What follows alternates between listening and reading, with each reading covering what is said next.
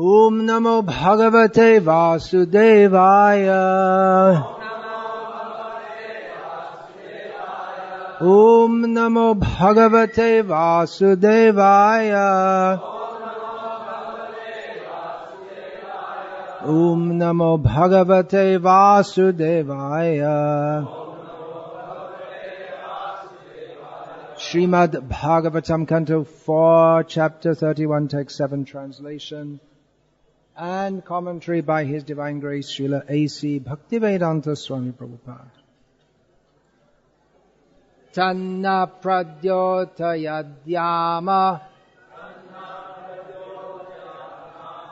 jnanam tattvartha darshanam yenanjasa tarishyamo dustaram bhavasagaram. Translation. Dear Master, kindly enlighten us in transcendental knowledge, which may act as a torchlight by which we may cross the dark nescience of material existence. This is the Prajetas speaking to Narada. Purport. The Prachetas requested Narada to enlighten them in transcendental knowledge. Generally, when a common man meets a saintly person, he wishes to get some material benediction. However, the Prachetas were not interested in material benefit, for they had enjoyed all this sufficiently. Nor did they want the fulfillment of their material desires. They were simply interested in crossing the ocean of nescience.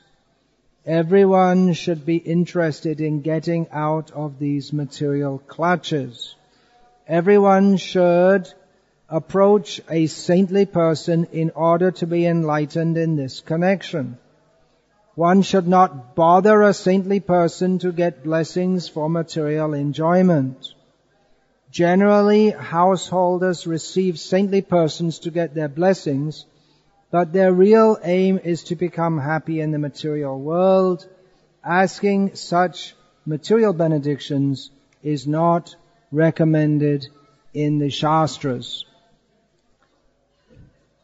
For the last few days, there has been, and for the next, at least today, will continue, devotees recounting their memories of Srila Prabhupada, from which hopefully we all are inspired with the desire to come closer to Srila Prabhupada.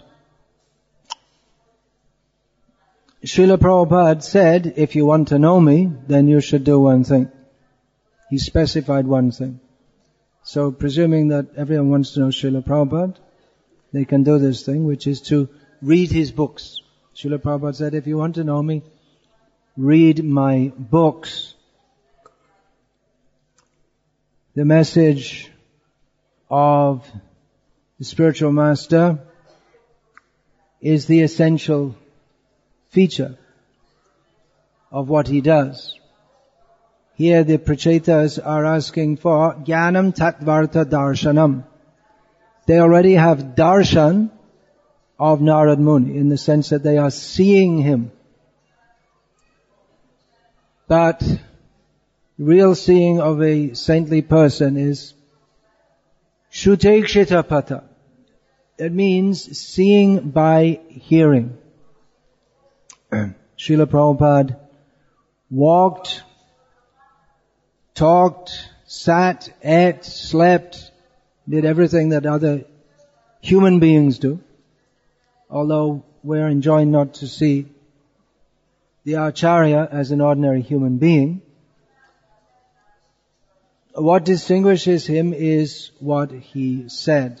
And what he said is collected in his books. Not that hearing about him is not important, although the memories that are recalled, I did notice yesterday that they tend to get embellished, somewhat changed according to the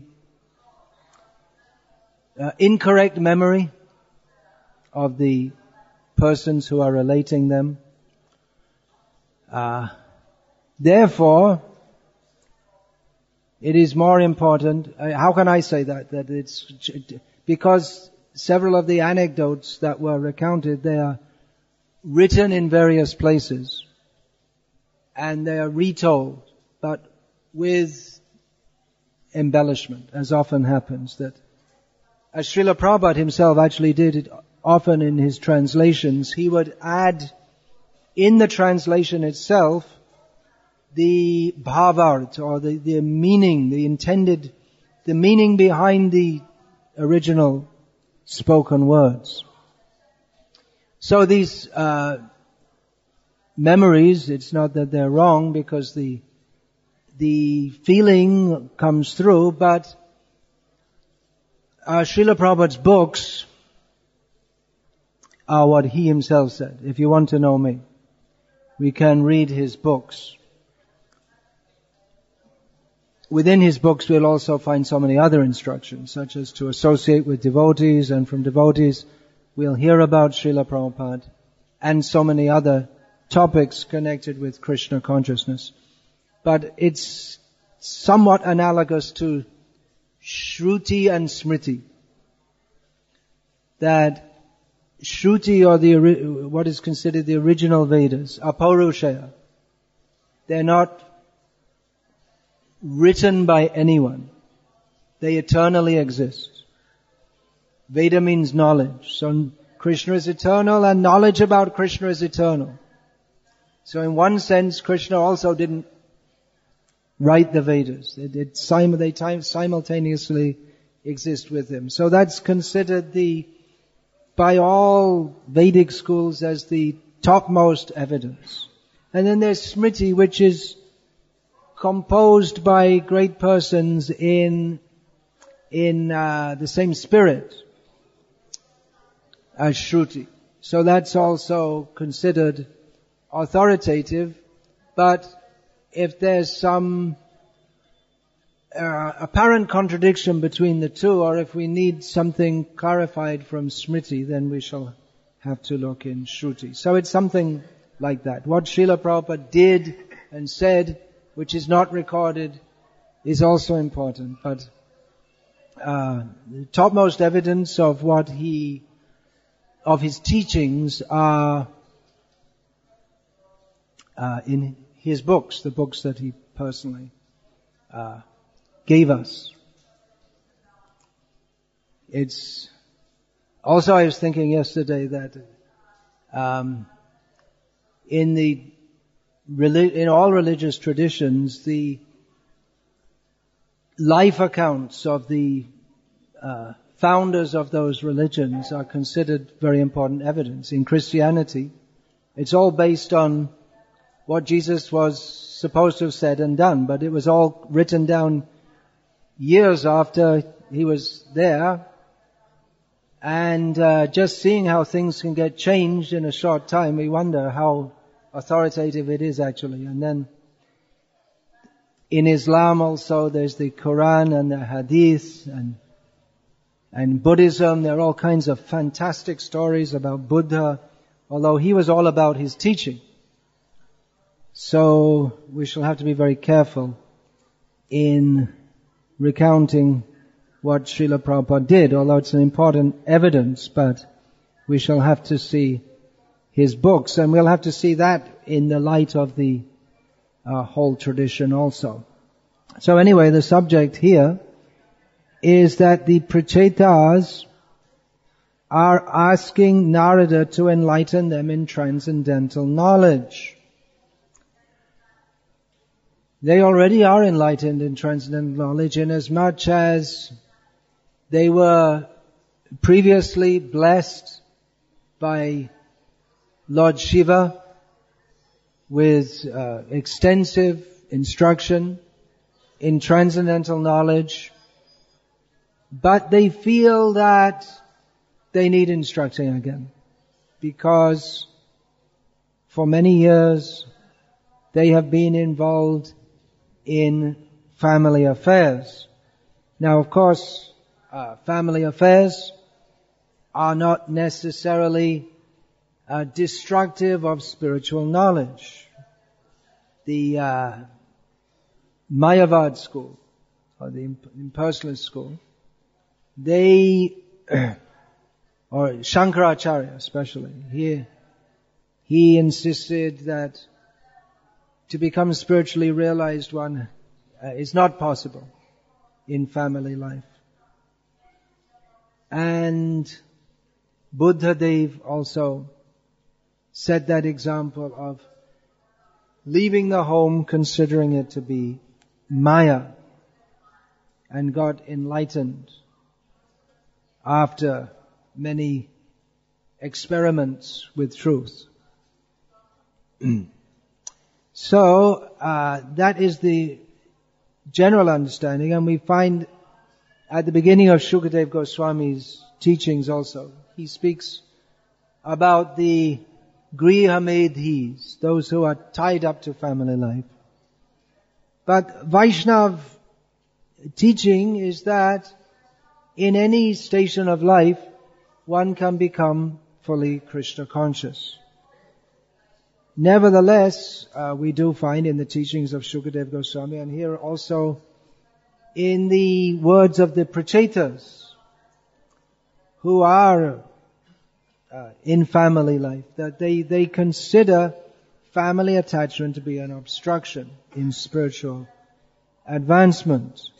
Even Kunti Devi, whose relatives on both sides are great devotees of Krishna, she says, Sneha pashamemang chindi, jara pandushu vrishnishu. Please break, she prays to Krishna, please break these strong bonds of attachment that I have for my family members. Of course, it is possible to be attached to pure devotees even in a material way.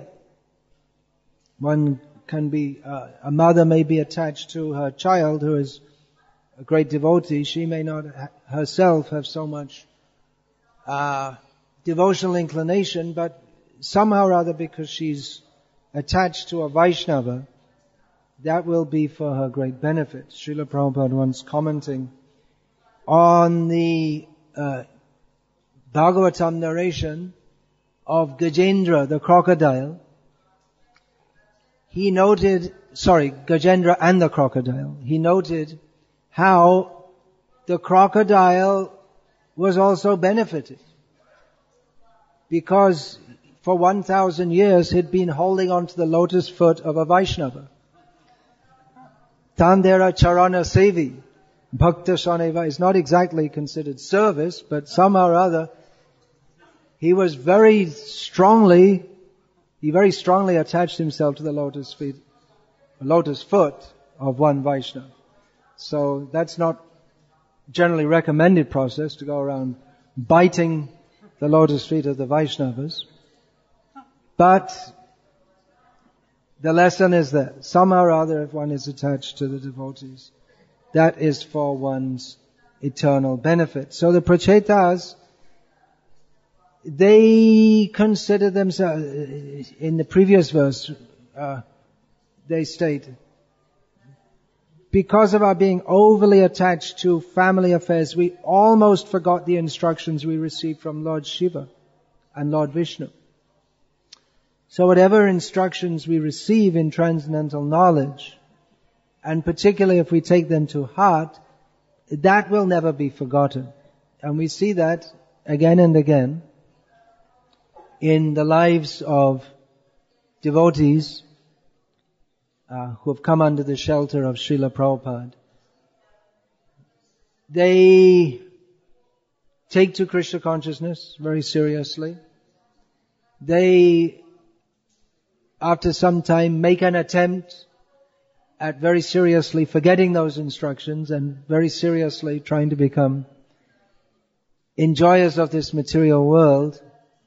But when Krishna, in his form of time, very kindly arranges for them to realize that I'm not going to be in this body much more time, then in many cases they make a last dash back to Vrindavan or back to the association of devotees and make it back to Godhead or on the path back to Godhead. That's again not a recommended process.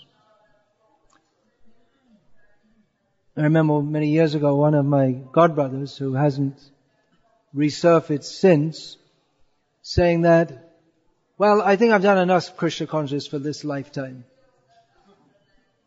Last seen heading from Bangladesh to New York City. Never heard of since. So it's not a recommended process. Whatever one does in Krishna consciousness, that is for one's eternal benefit. But one is in a safer position, one is in better position, more devotional position to always remain in the service of Krishna without going away, without thinking that I'll do an ajamil. So the Prachetas, they're asking for transcendental knowledge. Now we may wonder, why don't they ask Narada for Krishna Prema? We're here in Vrindavan. Why are we discussing transcendental knowledge? And the Prachetas, they consider themselves to be materially attached. Why should we discuss these things at all? Why not just talk about love of Krishna, which is the very meaning and being of Vrindavan? This, of all places, is the place of pure transcendental love. So why discuss topics of renunciation and transcendental knowledge? Yesterday, there was an enlightening anecdote was recounted of Srila Prabhupada in Vrindavan, recounted by Mantrini Mataji, I believe her name was. Very enlightening, and we might think almost disturbing.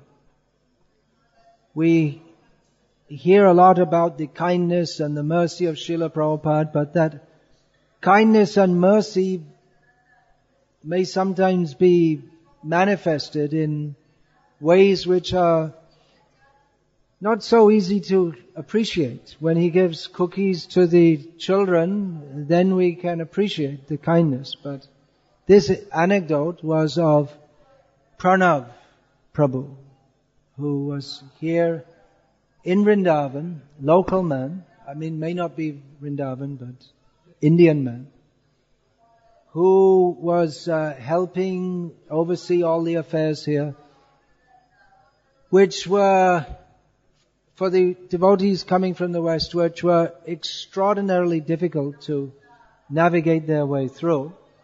Even now, to manage the affairs of ISKCON in Vrindavan, it's not an ordinary service. I've always thought that the town president in Vrindavan is the most demanding and difficult service in the whole of ISKCON. But in those days, it was very, very difficult. Because devotees, they didn't know the language, they didn't know the culture, they were getting cheated all the time, the climate was very difficult, and there was no proper facilities, and on and on and on. And Pranav was a local man, and he was dedicated and helping. He'd left his home life. I don't know what he was doing. Gupta is usually well situated. They're usually businessmen or some well-paying job. And he was living with his wife in Vrindavan and serving Srila Prabhupada's mission. But Srila Prabhupada insisted again and again that Pranav cannot live with his wife He's come to Vrindavan, even though they were not exactly old, but you could say late middle age. But Srila Prabhupada insisted that they have this level of renunciation. And eventually they left Vrindavan because they couldn't comply with that, which was a blow for Srila Prabhupada's work here in getting the Krishna Balaram temple constructed. But Srila Prabhupada, he wasn't going to let them just get away with that. You could say, well, they were living in Vrindavan, they weren't engaging in sense gratification, they were seriously engaged in service. But Srila Prabhupada wanted to show a standard of renunciation. Many years ago, Dhanodar Swami, when he was the headmaster of the Gurukul here, he told me that Srila Prabhupada had said that he wanted just 20, of course that was at that time, we may say this is not an eternal instruction. He said that he wanted 20 devotees only living at Krishna Balaram temple. But they should all be like the Goswamis of Vrindavan. They should be so exemplary and renounced that all the people of Vrindavan would see that and they would preach by their behavior. And another time, Maharaj told me, Srila Prabhupada, he said that some sadhus, they live only on bear fruits. Bear is a kind of fruit. In Sanskrit, I believe that's called badari, from which we get the Badarikashram, Badari Narayana. So, I don't know how you could live on them because they're only seasonal fruits, but they're not gourmet fruits. They're very ordinary kind of fruit, not particularly nice flavor. And Srila Prabhupada said that our devotees, they should also do that. Now, he didn't insist on it. And maybe if some of our devotees did try to do that, he might have even stopped them because it's not a very wholesome diet, rounded diet. But Srila Prabhupada was giving the idea that our devotees here should be very renounced. And Mataji Mantrani was making that point, that we are supposed to, in the progress of our Krishna consciousness, we are supposed to become renounced and detached from this material world. So, what happened to the Chant Hare Krishna and Be Happy program? Just chant and be happy. Well, the 6 Goswamis of Vrindavan, they were chanting and dancing, Krishna, Kirtana, Gana, Nartana, Paro. They were very attached to that. Glorifying Krishna, singing, dancing. But they were also Nidrahara Vihara Kadi Vijito. They were also gave up practically eating, sleeping, comfort. Their program was chanting, dancing and fasting. Not eating, hardly eating. So that is not to be imitated, but the ideal is there. The ideal that we should follow. Prema is our prayoja. And we may say, well, that comes through bhakti. There's no need for all these talks of becoming detached and transcendental knowledge. Transcendental knowledge that's generally understood to mean the distinction between spirit and matter means to understand that I am spirit. I am not the body. Therefore I should have no attachments to this.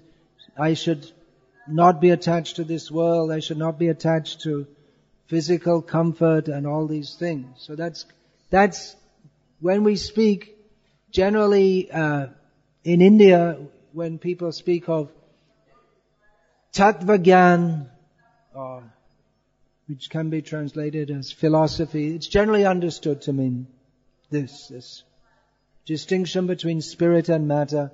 These are the teachings of the Upanishads and the beginning teachings of Bhagavad-gita.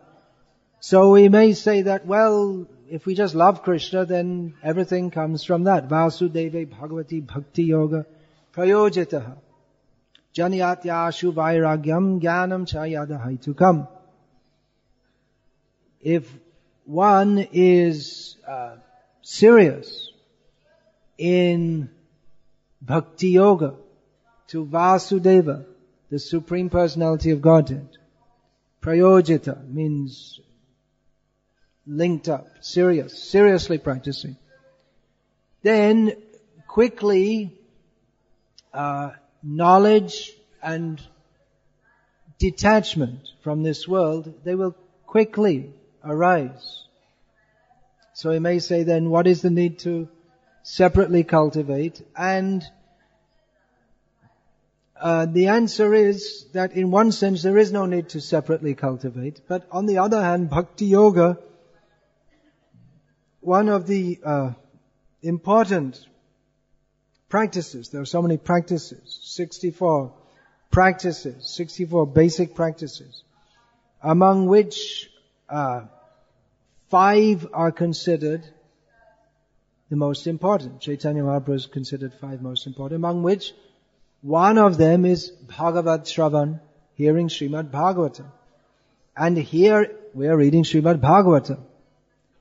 And Srila Prabhupada here in Vrindavan, he would speak on these topics. He wouldn't speak only of Prem Leela.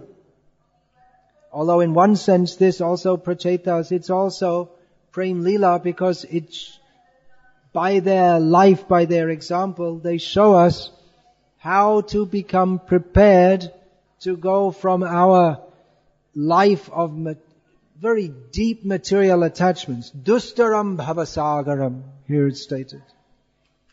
This ocean of birth and death is very difficult to cross. So they show us by their example, and Srila Prabhupada would speak on these topics.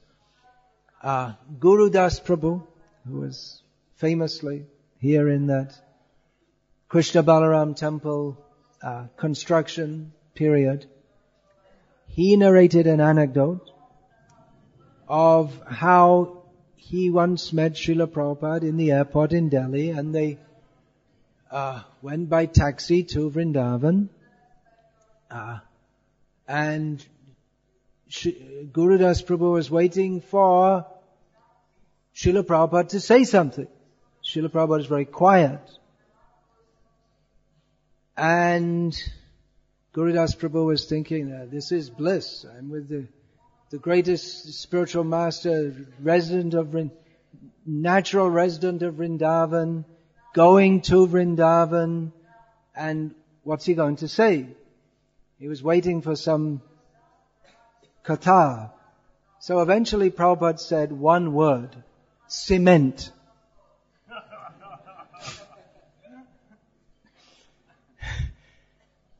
The word cement in and of itself doesn't usually, it's not an udipan or an exciter.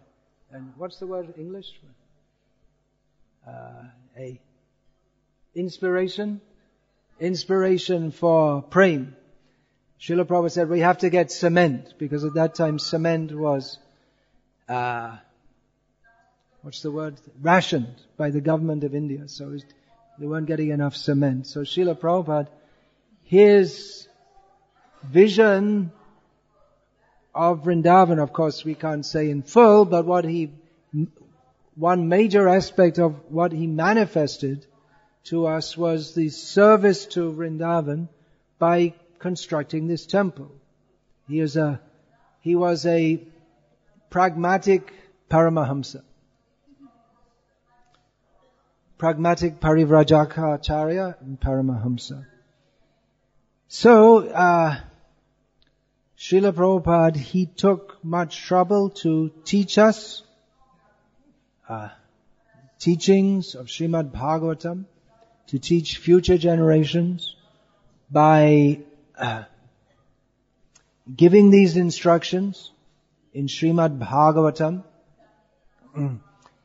which are required before we come to the 10th canto. We should go through the other cantos and hear these instructions of how this material world, we are bound in this material world due to attachment to this material world. We have to become released from that. Otherwise, there's no question of actual love of God manifesting in the heart as long as there are material attachments. What is that? Bhukti mukti spriha yavat pishachi hridi vartate tavat bhakti sukhasya tra katham abhyudayo bhavet. As long as the witch-like desires for enjoyment of this material world or for liberation from it are in the heart, then what is the question of actually experiencing the bliss of bhakti? So these topics should be discussed and should be taken in the right spirit also. Sometimes it is considered that there's this idea of bashing the grihastas by the sannyasis. Grihasta bashing. Well, that is a duty. Of course, sannyasis are also supposed to live in the spirit of the Goswamis. Not to imitate, but to live in that spirit of not having material attachments. And grihastas are supposed to, not only grihastas of course, but all devotees in all statuses of life, including sannyasis, should go on hearing these topics of how this material world, in the words of Chaitanya Mahaprabhu, it is just Bhishtagartha, which means this material world of specifically family life, Chaitanya Mahaprabhu said, is like a hole into which people pass stool. There's not much experience of that nowadays because we have modern toilets. But holes into which people pass stool, they tend to become hellish. There is a hell which Srila Prabhupada has saved me from, of just like that, full of composted stool, and you can be or I could have been a maggot in that. So Chaitanya Mahaprabhu gives this very severe comparison. He gave that about devotees actually. They weren't non-devotees, but they were not cultivating pure devotional service. They were pious men. Hiranya and Govardhan Majumdar, the father and uncle of Raghunath Das, the most renounced devotee in the history of our sampradaya. So Chaitanya Mahaprabhu said that, and those who have the culture to understand, they will actually thank others who speak this to them. They'll be very thankful that you're telling us to, reminding us. It may not be that the may not be expected that the Grihastha will immediately leave everything, but there should come a time, as Srila Prabhupada often quoted, Panchas Ardvang Vanang Vrajet, and he personally lived that at the age of 50 one should no longer remain in family affairs. One should come out of that and engage fully in Krishna consciousness. So, this should be heard, meditated upon, and acted upon. Otherwise, we run the danger of coming back again. What's the best service we can do to Srila Prabhupada? Well, individually, for every follower of Srila Prabhupada, the major service they can do is to practice Krishna consciousness so seriously that they become eligible to go back home, back to Godhead in this life. That they don't take birth again. As Srila Prabhupada wrote in one letter, he was writing about preaching. And at the end of the letter, he wrote that the highest realization is to save oneself. Now, in one sense, we can't save ourselves either, because we're dependent on the mercy of Krishna. But we can take the mercy of Krishna as is manifested. Krishna manifests himself in his instructions, which he gives in Bhagavad-gita, which he gives in Srimad Bhagavatam, which he gives via the devotees, parampara. He gives the instructions by which we can detach our mind from matter and attach it to Krishna. Krishna's instructions in Bhagavad-gita again and again. Ananyas chintayanto mam, ananya cheta satatam, manmana, always think of me.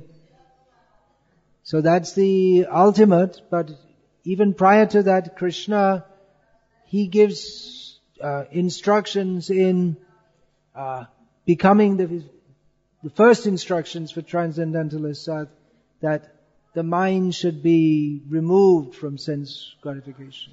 Prajahati yada kaman. What is the next line? Prajahati yada kaman sarvan partha manogatan atmanyeva atmano tushta stitadhya muni ruchyate.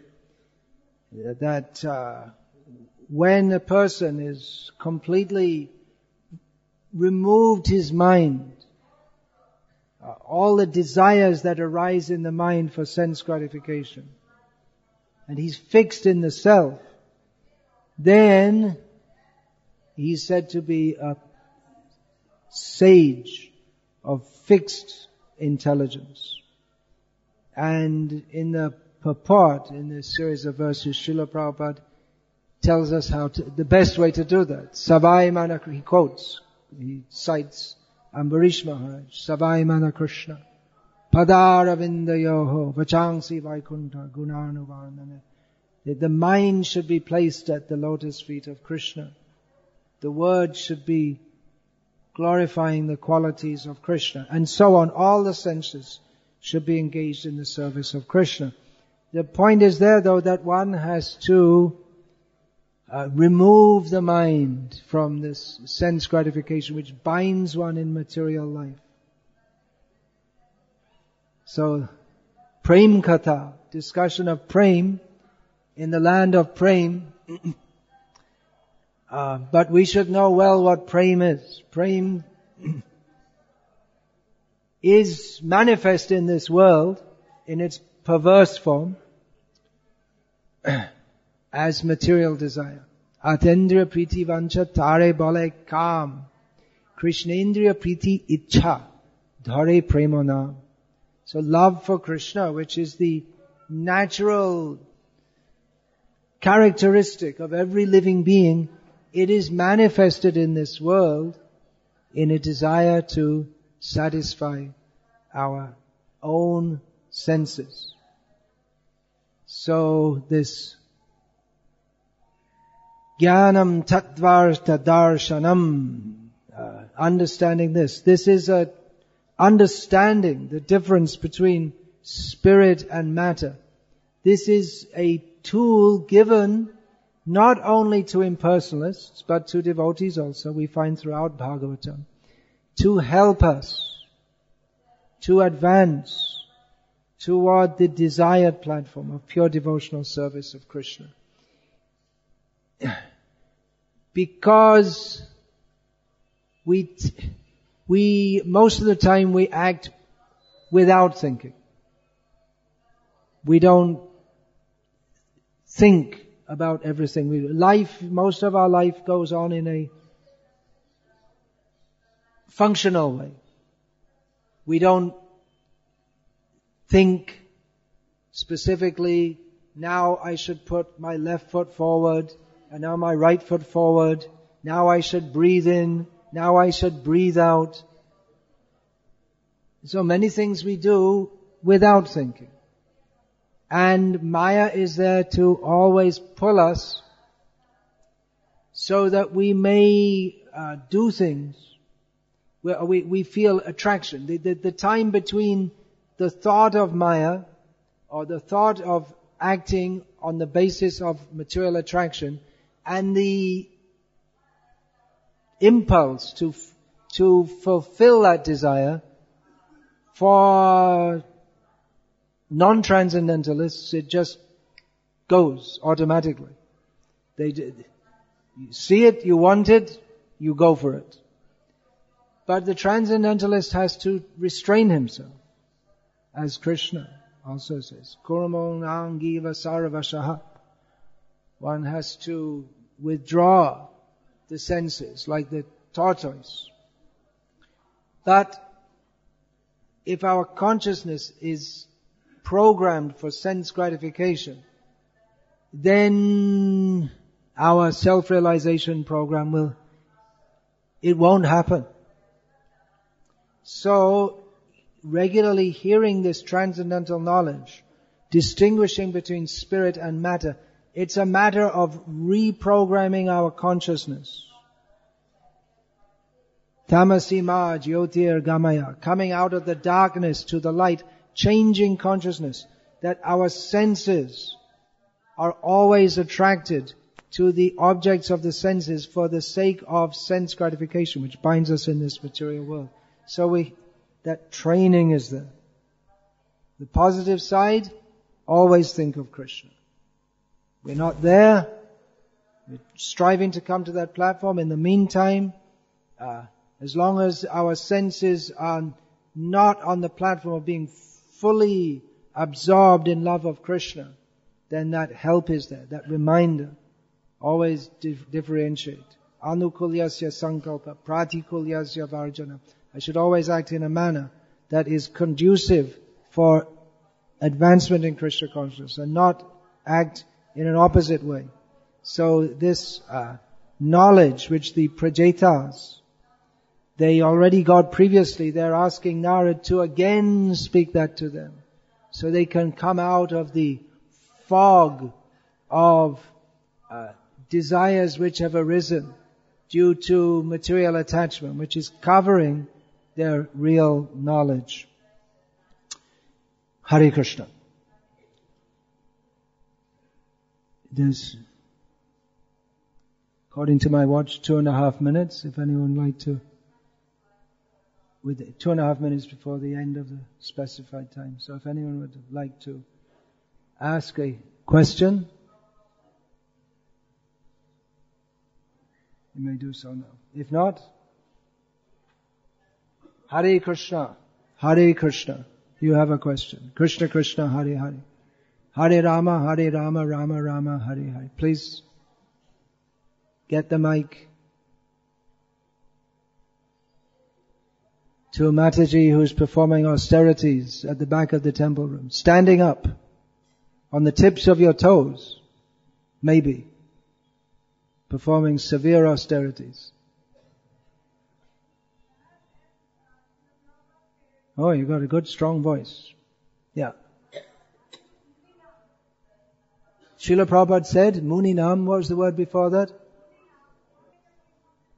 Oh, not quite strong enough for me to hear fully. Can it be relayed, what's being said?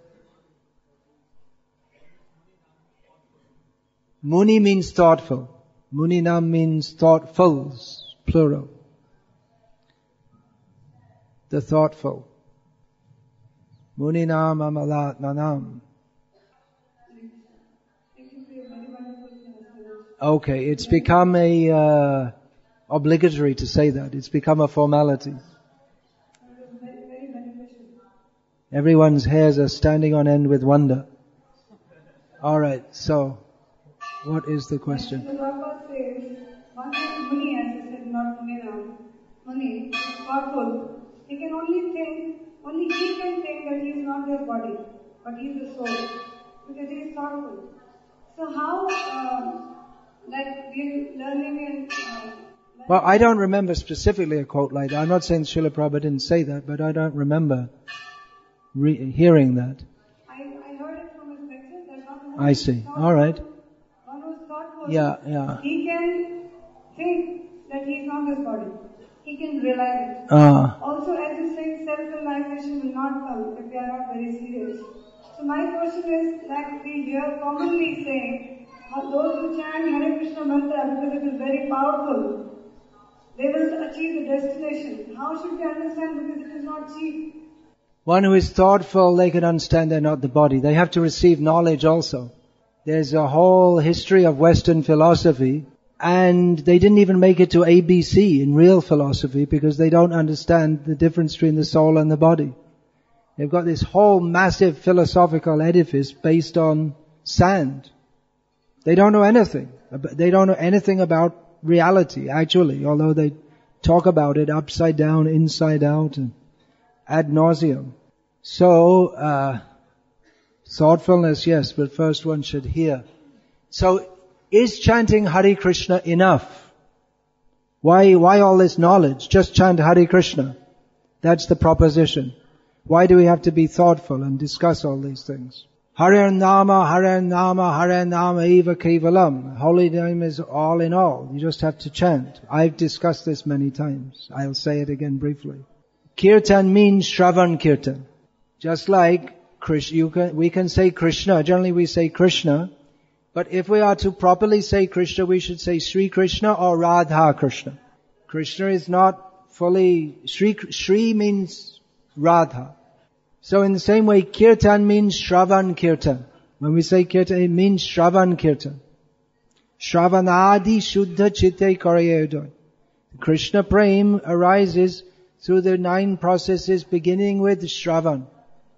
So Kirtan without Shravan is not actually Kirtan. It's not proper, it's not going to be proper. So many Mayavadis, they also chant the holy names of Krishna. But they are making offenses at every breath. So hearing must be there. The two are inseparable. Without hearing, we won't have a clear understanding of what we are chanting, who we are chanting, whose name we are chanting, why we are chanting. And without hearing Tattva Jnana, Darshana, then we'll inevitably make offenses to the holy name, because these 10 offenses, they mostly rest on misconceptions, which can only be cleared by hearing Bhagavad Tattva Vijnanam, the scientific knowledge of Krishna consciousness as given specifically in Srimad Bhagavatam. So hearing is required. It's not just chanting. That will benefit, but there's so much can be said on that. I won't go on now because that's another whole lecture, or 2 or 3 or lifetimes. What do I mean by Krishna consciousness? What do I mean? I am insignificant. What does Krishna consciousness mean? Consciousness means awareness. In one's consciousness, there is Krishna. Krishna means the Supreme Personality of Godhead. That's the answer in brief. For further information, come to class every day and read Srimad Bhagavatam. What do you mean by Krishna consciousness? Ananta Koti Vaishnava Vrinda Ki Jai. Every devotee has their own consciousness of Krishna, their own personal relationship with Krishna. Hare Krishna, all glories to His Divine Grace, Srila Prabhupada. Hare Krishna. Srimad Bhagavatam ki Jai.